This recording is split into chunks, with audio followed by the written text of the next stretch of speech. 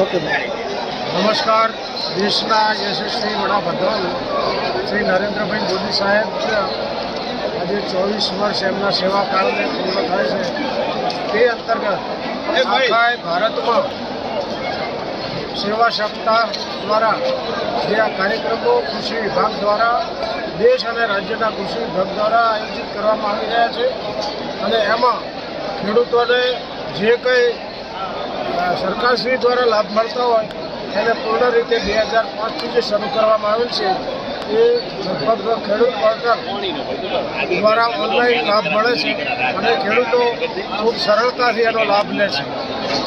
સાથે સાથે પશુપાલન વિભાગ એ વિભાગ દ્વારા પણ આ વિસ્તારમાં વિશ્વની એટલે કે એશિયા ખંડની નંબર 1 ડેરી અને એના ચેરમેન આદરણીય શંકરભાઈ ચૌધરી સાહેબ છે અને એમના નેતૃત્વમાં આ ડેરીએ પણ ખૂબ વિકાસ કર્યો છે અને ડેરી દ્વારા પશુપાલકો આજે સદ્ધર થયા છે. ડેરી દ્વારા જે કંઈ ભાવ વધારો અને અન્ય લાભો મળે છે એ ખરેખર સરાહનીય કામગીરી છે. આ ડેરીની ચૂંટણીમાં તમામ ડિરેક્ટરો લગભગ 15 ડિરેક્ટરો બિનહરીફ થયા અને 16મા ડિરેક્ટરની ચૂંટણી થઈ. તેમાં પણ એ અભૂતપૂર્વ વિજય થયા. એટલે આખા ડેરીના ડિરેક્ટરોને અમો ખેડૂત અને પશુપાલક તરીકે એમને ખૂબ ખૂબ અભિનંદન આપીએ છીએ.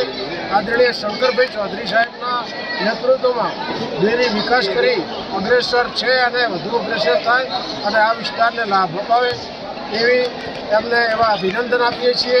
આદરણીય મુખ્યમંત્રી સાહેબ શ્રી ભૂપેન્દ્રભાઈ પટેલ સાહેબ, આદરણીય ધારાસભ્ય શ્રી સ્વરૂપજી ઠાકોર સાહેબ અને આદરણીય માનનીય અધ્યક્ષ શ્રી શંકરભાઈ ચૌધરી સાહેબ એમના થકી અને એમના પ્રયત્નોથી વાવ થરાદ જિલ્લો જ્યારે નજીક બન્યો છે ત્યારે આ વિસ્તારનો સરહદી વિસ્તાર એ તમામ મહાનુભાવોનો અને ગુજરાત સરકારનો ખૂબ ખૂબ આભાર માને છે.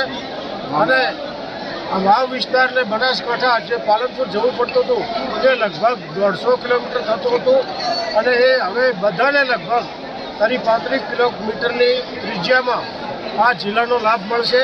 સાથે સાથે ઓગળ તાલુકો આપવામાં આવેલો છે અને અન્ય તાલુકા ધ્રાણેધર તાલુકો પણ આપવામાં આવેલો છે.